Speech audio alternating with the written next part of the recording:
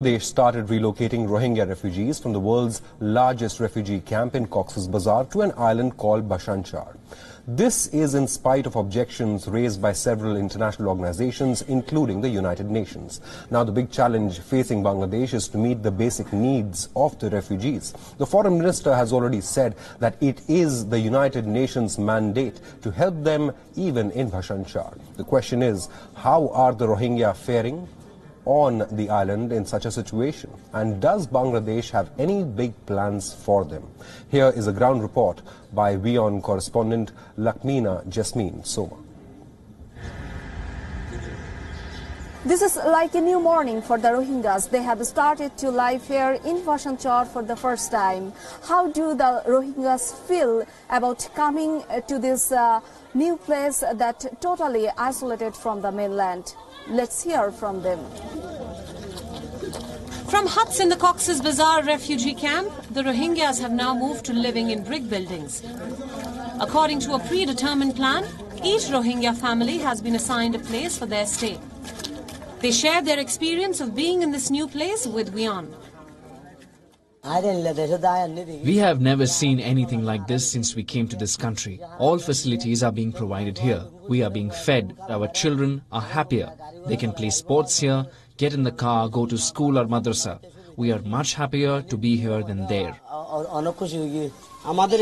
We didn't expect that much. Here I see a system in everything. The house, the toilet, the kitchen, the food are all running in the system. There is no better news for us than this.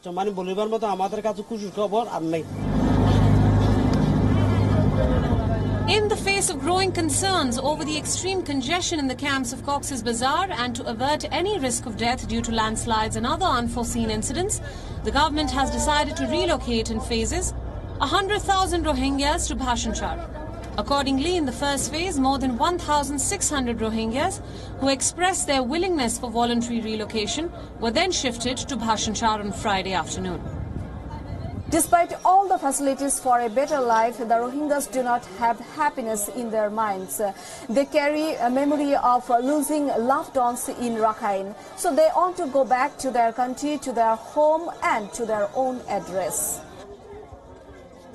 But there is an issue here. Most Rohingyas say that they will return only when a peaceful environment is ensured in Rakhine by the government in Myanmar. They also demand justice.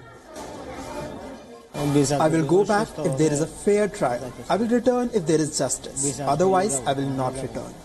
They have killed all of my relatives. All the houses have been burnt down. So where will we go? If peace returns to Burma, I will return on the same day. For a few days, the Bangladesh Navy will provide cooked food to the Rohingyas.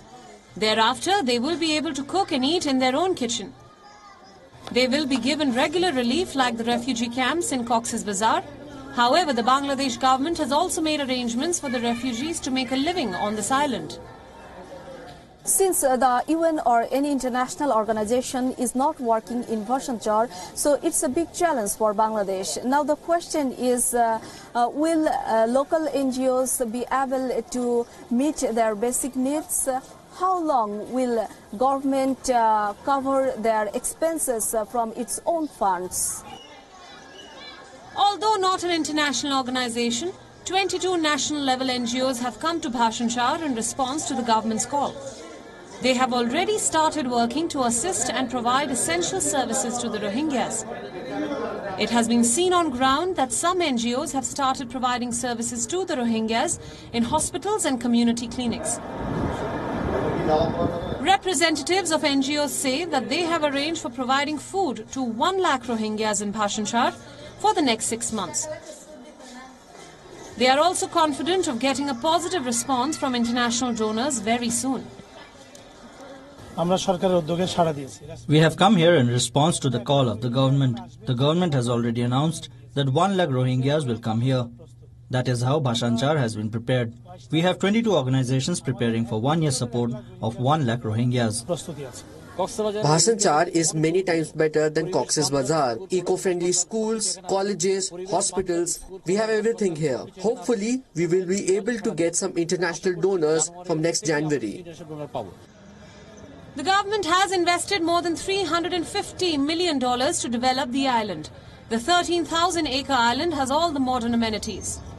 These include an uninterrupted supply of electricity and water, agricultural plots, cyclone shelters, 2 hospitals, 4 community clinics, mosques, warehouses, telecommunication services, police stations, recreation and learning centers, as well as playgrounds. However, many experts believe that the Rohingya repatriation process is being obscured by the relocation issue. Bangladesh is hosting more than 1.1 million Rohingyas in Cox's Bazar. A majority of them have entered Bangladesh since August 25th in 2017, amid the military crackdown against the Rohingyas by the Myanmar security forces. Bureau Report, WION World is One.